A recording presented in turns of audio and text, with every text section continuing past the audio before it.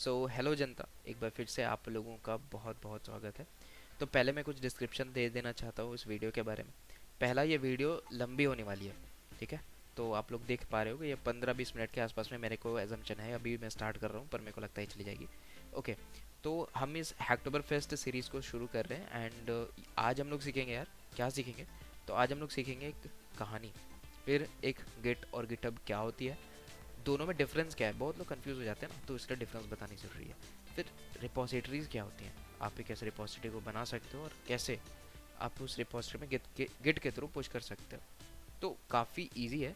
मतलब अगर एक एक्सपीरियंस बनता है तो उसको ये सब करने में अप्रॉक्सीमेटली 2 मिनट लगेगा। बट अगर आप एक नए हो और अभी जस्ट सीख रहे हो तो यार आपको इस वीडियो को पूरा देखना पड़ेगा, ठीक है। अगर आपको लगता है कि यार ये सब ऑलरेडी जान रखा है मैंने, तो आप लोग स्किप कर सकते हो वीडियो, ये आपके लिए तो नहीं है। ओके। तो अभी शुरू करते हैं एंड अब बेटा अबाउट, भाई कौन है तू और यहाँ क्या कर रहा है। तो यार मेरा नाम रोहित है। पास्ट में मैंने गूगल समर ऑफ कोड करा है और काफ़ी सारे ओपन सोर्स रिपोजिटरीज़ में मैंने कंट्रीब्यूट करा है। एंड मेरे को लगता है यार ओपन सोर्स हर किसी को सीखना चाहिए because this is the power of internet और इसमें किसी की मनमानी नहीं होती। तो चलो शुरू करते हैं।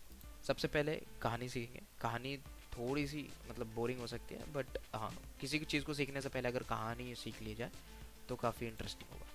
तो चलो शुरू करते हैं। तो बात है 2002 की, जब लिनस टोरवाल्ड्स, तो काफ़ी लोगों ने सुन रखा होगा, नहीं सुना तो बता देता हूँ कि लिनस टोरवाल्ड्स जो है वो लिनक्स बना रहे थे and he was the founder of Linux foundation. तो अब क्या हुआ कि जब वो लिनक्स बना रहे थे तो उसमें काफ़ी सारे लोग थे जो अलग अलग कोड्स को मर्ज करना चाहते थे। अच्छा, ये शुरू करने से पहले मैं आपको बता देना चाहता हूँ कि वर्जन कंट्रोल सिस्टम क्या होता है। तो वर्जन कंट्रोल सिस्टम, जैसे कि मान लो आप और आपका दोस्त है और आपने कोई कोड लिखा। अब आप चाहते हो कि आपका कोड तो रहे ही, साथ में जो आपके दोस्त ने उस कोड बेस में जो अपना कोड मर्ज करा है वो भी रहे, ताकि अगर कुछ गलती हो जाए तो आप पीछे जा सको और उस पीछे जा करके अपने कोड बेस में वापस जा सको और उस अपने दोस्त वाले कोड बेस को हटा सको। तो ये बनता है एक वर्जन। मतलब आपने एक कोड रखा, this is one version. Then अगर आपको मैं इधर सिखाऊँ, तो अगर मान लो ये आपका कोड बेस है तो ये आपका एक वर्जन हो गया। फिर मान लो आपके दोस्त ने भी एक नया कोड पुश किया तो ये वर्जन नंबर 2 हो गया, ये वर्जन नंबर 1 हो गया। देन किसी और ने भी पुश किया तो मान लो वर्जन नंबर 3 हो गया, ठीक है। तो ऐसे कर करके हमारे पास में काफ़ी सारी होती है एंड ऐसा वर्जन होता है। तो this is called version control. अच्छा, तो आपको थोड़ा बहुत आइडिया लग गया हो, नहीं लगा तो हम लोग आगे बात करेंगे कि गिट और गिटहब में क्या होता है। तो क्या हुआ कि उस समय 2002 में जब वो लोग डेवलप कर रहे थे तो काफ़ी सारे कंट्रीब्यूटर्स थे। अब सारे का कोड मैनेज करना थोड़ा मुश्किल था। तो उस समय एक कंपनी थी which is named as Bit Mover INC। तो there was a company named Bit Mover INC। Bit Mover INC करके कंपनी हुआ करती थी, ठीक है। तो ये क्या करती थी कि ये एक सॉफ्टवेयर बनाई थी जिसका नाम था बिट कीपर। अब बिट कीपर क्या करता है, सेम चीज़ ही करता था एंड बिट कीपर सारे कोड को मैनेज किया करता था। अब क्या था कि यहाँ पे काफ़ी सारे जो लोग हैं ना वो थोड़े पागल से थे। तो सिंस ऑलरेडी लिनक्स पे कंट्रीब्यूट कर रहे थे तो उनमें से एक बंदा जो है वो बिट कीपर को रिवर्स इंजीनियर करके उसके अंदर का समझ गया कि वो कैसे चलता है। अब बिट कीपर INC को, मतलब बिट मूवर INC को ये चीज़ पता चल गई। अब पता चलने के बाद उन्होंने लिनक्स फाउंडेशन को ये देने से मना कर दिया। अब ये मना कर दिया तो चीज़ें तो काफ़ी रुक जानी थी। तो अप्रैल 2005 की बात है जब लिनस टोरवाल्ड्स ने फाइनली वो चीज़ यूज़ करना बंद कर दी और करने के बाद खुद का एक वर्जन कंट्रोल सिस्टम रिलीज़ किया जिसका नाम था गिट। इनिशियली वो तो काफ़ी इन हाउस ही चलता था, like for the development of Linux. पर जब 2008 में गिटहब रिलीज़ हुआ देन फाइनली उसने बहुत ज़्यादा पॉपुलैरिटी गेन कर ली। क्यों? क्योंकि इसमें ऐसे फीचर्स थे और इतनी ज़्यादा ऑप्टिमाइजेशन थी कि लोग उसको फाइनली इतना पॉपुलराइज कर दें कि आज वो नंबर 1 है वर्जन कंट्रोल सिस्टम। वैसे तो वर्जन कंट्रोल सिस्टम और भी है but Git is the most popular right now. और फाइनली आप यहाँ पे हैं ताकि गिट को समझ सके और हम लोग आज यही करेंगे। तो that was the first part. अब हम सीखेंगे कि गिट क्या होता है एंड आपने अभी थोड़ी देर मेरे मुंह से सुना होगा वर्जन कंट्रोल सिस्टम एंड थोड़ा सा मैंने आपको बताया भी कि क्या होती है वो चीज़। तो version control system is something which is used by the developers and ऐसा होता है कि मैं आपको यार एक एग्जांपल के थ्रू समझाता हूँ। जैसे मान लो कि आपके पे क्या है, आपने क्या करा कि आपने कोड बेस लिखा। मान लो आपने कोड लिखा ए, ठीक है, जिसमें आपने छोटा सा कोई भी कोड रख लिया। अब ये सही सही चल रहा है। अब क्या हुआ, एक अनदर डेवलपर आता है और ये चाहता है कि ये अपना कोड बेस इसमें डाल सके। ओके, तो क्या हुआ, ये मान लो आपका वर्जन कोड नंबर ए है। अब इसने क्या किया, एक नया कोड बेस आपके कोड बेस में डाला। अब डालने के बाद this becomes another code base जिसका नाम था बी। अब ये बी में क्या क्या कंटेन हुआ, इसमें आपका आपका तो होगा ही, आपका वाला तो जो भी यहाँ पे कोड होगा वो तो होगा ही, प्लस यहाँ पे वो भी सारी चीज़ें होंगी जो इस डेवलपर ने डाली होंगी। तो ये हो गया कोड बेस बी। मतलब आपने लिखा था ए, अब एक नया कोड बेस बना जिसका नाम था बी, जिसमें आपके चेंजेस तो है ही, प्लस इस डेवलपर ने जो डाला था वो भी आ गया। तो ये बन गया नया कोड बेस। नाउ कल को जाके अगर मान लो आपको इस जो आपने ये जो नया वर्जन है जो इस बंदे ने डाल रखा है, आपको मान लो उसको यूज़ नहीं करना है और आपको वो हमेशा के लिए हटाना है, तो आप क्या कर सकते हो, वापस से ए में जा सकते हो एंड बी को डिस्कार्ड कर सकते हो। तो that is how the versioning system works. मतलब ये हर बार वर्जन बनती रहती है। जैसे मान लो कि आपके पास में टाइम मशीन आ गया हो कि आपने आज यहाँ पे गए हैं, कल वहाँ पे जाओगे, एंड देन आप टाइम मशीन से वापस से उस जगह पे आ सकते हो। तो बहुत सिंपल एनालॉजी है। तो इसी तरह से होता है वर्जन कंट्रोल सिस्टम जिसका नाम है VCS। एंड यार काफ़ी लोग यहाँ पे कंफ्यूज हो जाते हैं कि VCS क्या होता है। तो this is simple, A version control system जहाँ पे हर एक कोड बेस का एक अपना वर्जनिंग होता है एंड लोग किसी भी वर्जन को किसी भी टाइम एक्सेस कर सकते हैं। एंड देन और क्या क्या चीज़ें हैं, फिर आप ट्रैक कर सकते हो चेंजेस ओवर टाइम। कल को किसी ने लिखा, एक साल बाद किसी ने लिखा, तो आप आज का और एक साल बाद का दोनों का एक्सेस कर सकते हो। फिर इसने लिनस टोरवाल्ड्स ने बताया था, वो ऑलरेडी हम लोग ने डिस्कस कर लिया। फिर एवरी डेवलपर क्या होता है कि चूंकि ये डिस्ट्रीब्यूटेड है, आपको एक वर्ड बोला था डिस्ट्रीब्यूटेड। अब क्या होता है कि जितने भी डेवलपर्स हैं उनके पास एक फुल कॉपी ऑफ प्रोजेक्ट बन करके आती है। मतलब मान लो अगर किसी ने ये वाला वर्जन ये वाला वर्जन को एक्सेस किया तो उसको पूरा का पूरा कोड बेस मिलेगा। अगर उसने ए को एक्सेस किया तो भी उसको पूरा का पूरा कोड बेस मिल जाएगा। So this is how the every developer has a full copy of the project. ठीक है, जैसे ही आप पुल लेते हो तो आपको सारे मतलब उस प्रोजेक्ट की पूरी कॉपी मिल जाती है। फिर fast and reliable and widely used है, and this is how that's why it is the number one. Okay, next है यार what we can do with the Git. तो काफ़ी कहानी सुन ली भाई गिट के बारे में, क्या कर सकते हैं ये बताओ। सबसे पहले आप जितने भी फाइल्स है, जितनी भी कोड की हिस्ट्री है वो आप देख सकते हो। ठीक है, अभी मैं आपको बताऊंगा कि कैसे हम देख सकते हैं। देन हमने क्या किया, रिवर्ट टू प्रीवियस वर्जन। आप रिवर्ट कर, जैसे कि मैंने बताया, अगर आपको ये वर्जन नहीं पसंद आ रहा तो आप वापस से रिवर्ट कर सकते हो अपने वर्जन में। तो that is how the reversion works, मतलब रिवर्ट कर सकते हो, है ना। उसके बाद है आप ब्रांच पे वर्क कर सकते हो। ठीक है, जैसे मान लो कि आपने ब्रांच का कॉन्सेप्ट भी एक अच्छा कॉन्सेप्ट है जो कि आगे मैं सोच रहा हूँ बताऊँगा। बट लेट्स से कि आपने क्या करा, आपका एक यहाँ पे कोड बेस है, let's say this code base is a. Now आपने यहाँ से क्या किया कि मान लो दो डेवलपर्स हैं, एक यहाँ पे आप हो, एक यहाँ पे आपका दोस्त है।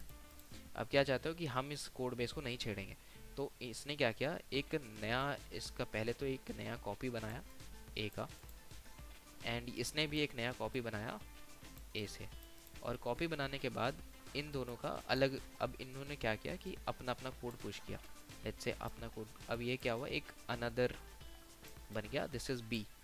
ये एक अनदर आपका कोड बेस बन गया विच इज़ बी। तो अब क्या हुआ, इसमें बी में अभी भी ये ए सेपरेट है, this A is being separated, और ये अलग अलग ब्रांचेस पे काम कर रहे हैं।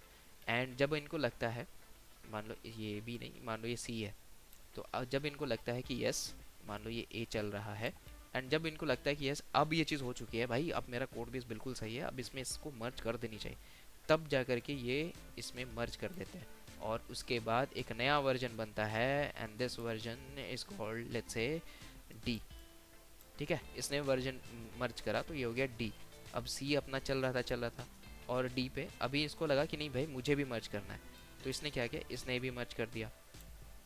ठीक है, मर्ज करने के बाद इनका एक और कोड बेस बनता है विच इज़ ई। तो ये है ब्रांचिंग का सिस्टम। ये यार मैंने बहुत सिंपल बताया है, मतलब इसकी तो काफ़ी लंबी हो सकती है।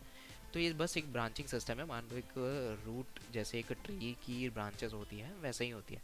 तो इससे सबसे बड़ा बेनिफिट ये होता है कि आप कभी भी मतलब मेन कोड बेस को नहीं छेड़ते हो।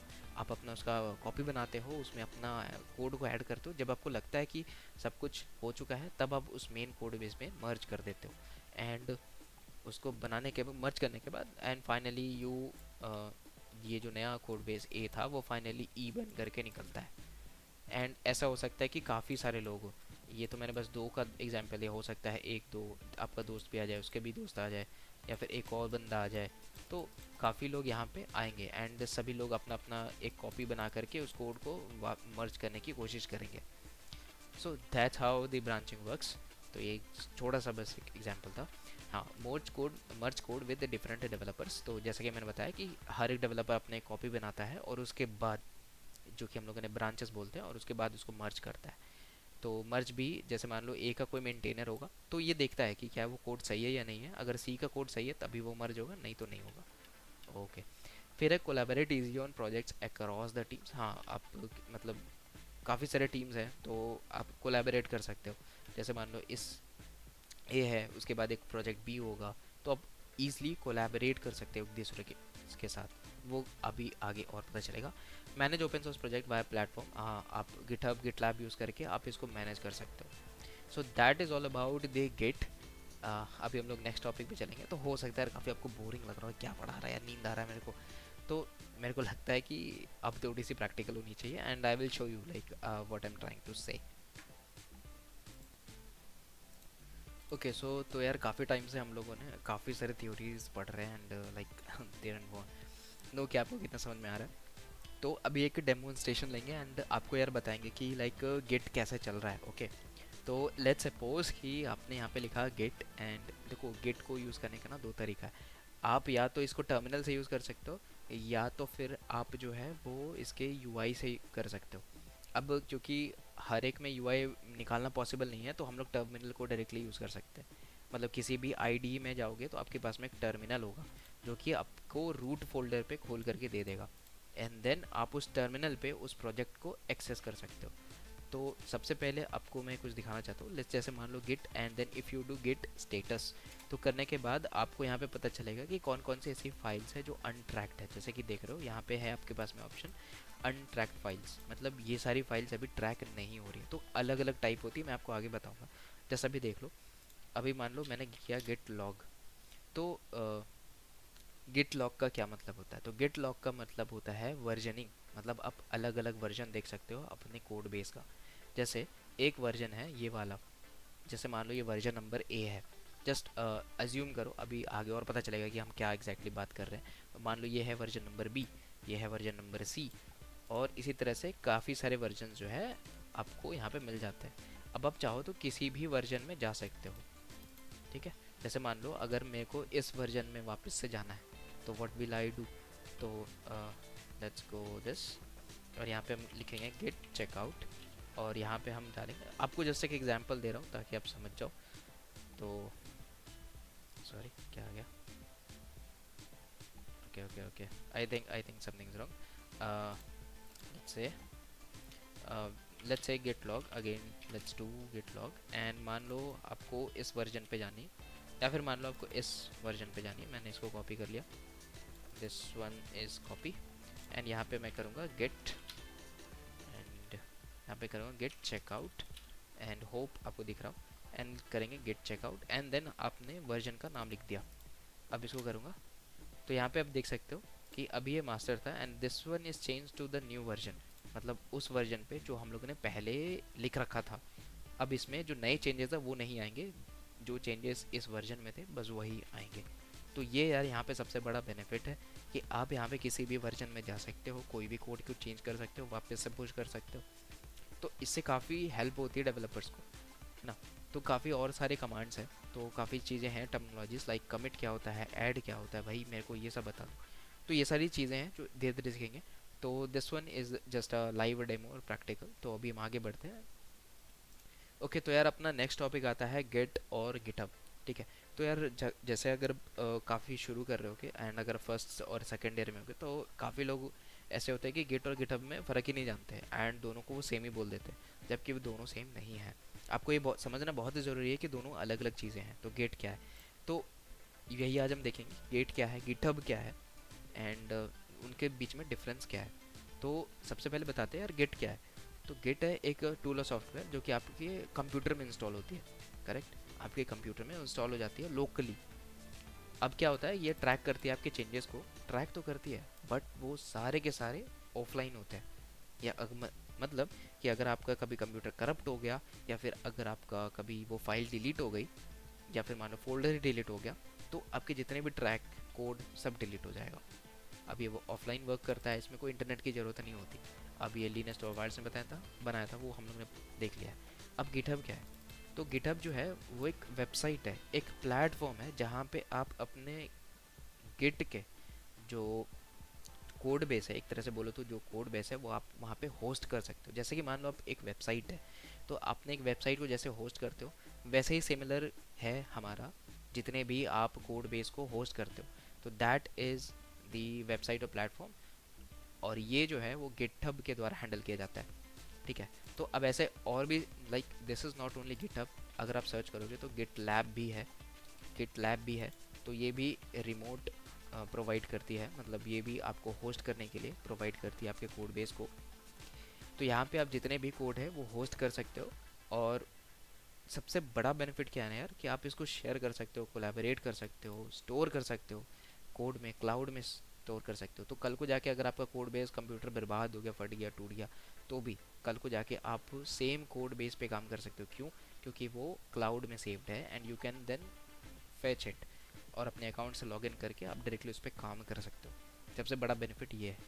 अब इसमें कुछ एक्स्ट्रा फीचर्स मिलते हैं, जैसे आप पुल रिक्वेस्ट जनरेट करते हो, इश्यूज़ बनाते हो, CI/CD, तो काफ़ी सारी चीज़ें, ये सब आपको आगे समझ में आएंगी। अभी this is just for the knowledge. बाकी यार 2008 में ये रिलीज़ किया था, अब जो है वो 2018 में माइक्रोसॉफ्ट ने एक्वायर कर लिया इसको। और इन शॉर्ट में बोलूँ तो गिट यार वो इंजन है, लाइक वर्जन कंट्रोल टूल, और गिटहब जो है वो garbage, online place to store and collaborate with the Git. तो दोनों सेम नहीं है। अब आपको समझ में आ गया होगा कि गिट और गिटहब सेम नहीं है। Git is version control system जो कि ऑफलाइन वर्क करती है, और अगर आपकी फाइल्स वगैरह डिलीट हो गई या फोल्डर ही डिलीट हो गया तो जितने भी ट्रैक है सब डिलीट हो जाएगा and you can't get access to it. अब गिटहब क्या है, गिटहब यार एक प्लेटफॉर्म है, एक वेबसाइट है। सिमिलरली गिट लैब एक प्लेटफॉर्म है, वेबसाइट है, जहाँ पे आप उस कोड को होस्ट कर सकते हो, उसका अलग अलग वर्जन मेंटेन कर सकते हो। राइट, अब सबसे बड़ा बेनिफिट गिटहब में है कि आप शेयर कर सकते हो, कोलैबोरेट कर सकते हैं, स्टोर कर सकते हो कोड को। अब गिट में ये फंक्शनैलिटी नहीं होती है, बिकॉज आपका ये लोकली चलता है, तो आप यू कैन नॉट शेयर, मतलब directly you can not share, like आपको पूरी की पूरी फाइल देनी पड़ेगी किसी को। अब गिटहब और गिटलैब में क्या होता है कि आप डायरेक्टली वहाँ पे जैसे मैं आपको दिखाता हूँ, यार आपको इससे ज़्यादा अच्छे से समझ में। सो लेट्स सपोज कि मेरे पास में एक रिपोजिटरी है, तो मेरे पास यार काफ़ी रिपोजिटरीज हैं। लेट्स से मैंने एक रिपोजिटरी यही खोलता हूँ। अब क्या है, जैसे ये मेरा आ गया मेरा गिटहब प्रोजेक्ट। अब इसमें आप देखोगे तो 19 कमिट्स है। अब ये जो कमिट्स है वो एक तरह से मान लो वर्जन्स है, अपने कोड का ही अलग अलग वर्जन्स मैंने बना करके रखा है और अलग अलग टाइम पे उसको पुश करा है। कुलजा कुलजा सिमसिम कुलजा सिमसिम। ओके रुको थोड़ा सा, हाँ खुल गया। तो जैसे कि देखो कि अलग अलग वर्जन मैंने अलग अलग टाइम पे बना के रखा है। जैसे 23 तारीख को कुछ करा था, 24 तारीख को कुछ कुछ करा है, एंड देन 25 को कुछ करा है। तो ऐसे अलग अलग वर्जन जो है वो यहाँ पर मेंटेन होते हैं। और सबसे बड़ी बात यह है कि आप जैसे इसमें देख सकते हो कि पुल रिक्वेस्ट भी होता है। मतलब अगर मान लो आपको कल को जा कर के आपने कोई कोड लिखा, और कोड लिखने के बाद आपको उस कोड को मर्ज करवाना है, तो आप एक पुल रिक्वेस्ट जनरेट करोगे। कैसे? आप यहाँ पे न्यू पुल रिक्वेस्ट करोगे, यहाँ पे आपको अपना ब्रांच का नेम स्पेसिफाई करना पड़ेगा, वो हम आगे बात करेंगे, बस मैं बता रहा हूँ। तो यहाँ पे ब्रांच का नेम स्पेसिफाई करोगे, किस ब्रांच में मर्ज करना, तो आपको ब्रांच का भी कॉन्सेप्ट समझ में आएगा। ठीक है, तो अभी के लिए बस इतना समझ लो कि पुल रिक्वेस्ट में जब आप अपना कोड को पुश करवाना चाहते हो तो पुल रिक्वेस्ट को लिखते हो। Right, okay. तो ये हो गया यार गेट और गिटहब के बीच में डिफरेंस। तो एक चलता है ऑफलाइन, डिलीट हो जाएगा, कुछ नहीं कर पाएंगे। गिटहब क्या है भाई, ये ऑनलाइन है, क्लाउड में सेव होता है, कभी भी एक्सेस कर सकते हैं।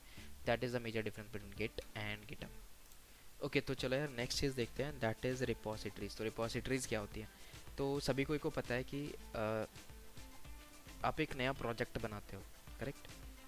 अब हर एक प्रोजेक्ट एक रिपोजिटरी है। हर एक प्रोजेक्ट एक रिपोजिटरी। मान लो आपने कोई प्रोजेक्ट बनाया जिसका नाम था, आपने कोई प्रोजेक्ट बनाया जिसका नाम था मान लो ए, ये आपका एक प्रोजेक्ट है, तो ये एक रिपोजिटरी है। मान लो आपने प्रोजेक्ट बनाया बी, ये भी एक रिपोजिटरी है। मान लो किसी तीसरे बंदे ने कोई प्रोजेक्ट बनाया सी, वो भी एक रिपोजिटरी है। तो अलग अलग प्रोजेक्ट्स हैं, तो आप सभी प्रोजेक्ट को रिपोजिटरी बोल सकते हो, है ना?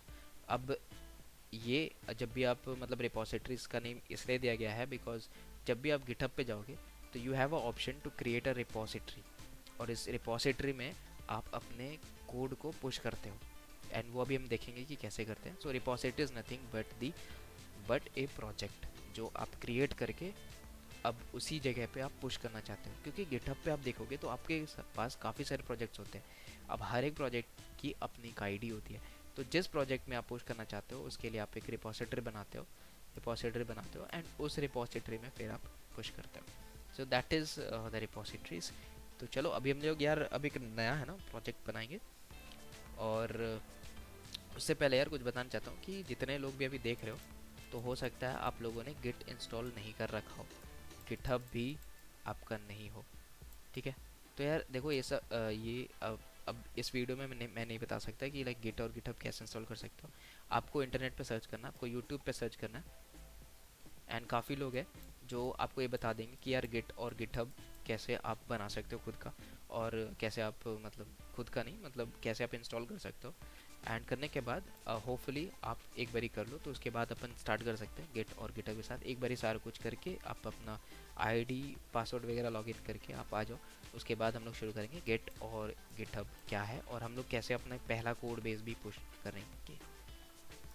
एंड वन मोर थिंग यार कि प्लीज़ आप वी एस कोड को सेटअप कर लो, वी एस कोड को सेटअप कर लो, या फिर आप कोई भी अगर पहले से यूज़ कर रहे हो आईडी तो भी आप उसको यूज़ कर सकते हो। मैं वी एस कोड में आपको दिखाऊंगा, बट कोई भी आपकी आईडी है सब में सेम होगा बिकॉज टर्मिनल सब में सेम होती है, ठीक है? तो वी एस कोड में मैं आपको दिखाऊंगा, तो अगर आपके पास नहीं है या फिर आप पहली बार शुरू करें या फिर आपके पास कोई और आईडी है तो प्लीज़ उसको यूज़ कर लेना। बाकी यार चलो देखते हैं, and this is the most interesting, and यार मेरे को बहुत बोरिंग लग रहा था उस टाइम से, एंड रियली अब कुछ इंटरेस्टिंग होगा।